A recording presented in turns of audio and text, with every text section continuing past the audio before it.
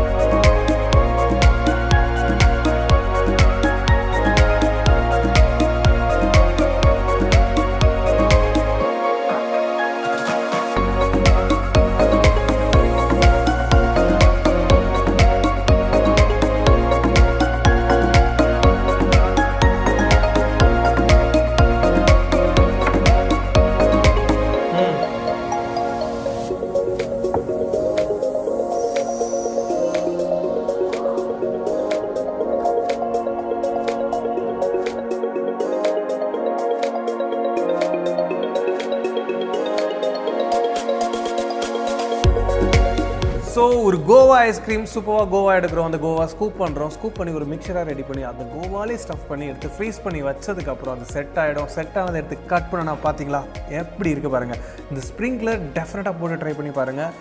Chilli powder, கொஞ்சமாக sugar and salt mix பண்ணி அப்படி போட்டு என்ஜாய் பண்ணிங்கன்னு வச்சுக்கோங்களேன், வேறு லெவலில் இருக்கும். கோவா லவர்ஸுக்கான ஒரு ட்ரீட்னே சொல்லலாம். டெஃபினட்டாக ட்ரை பண்ணுங்கள்.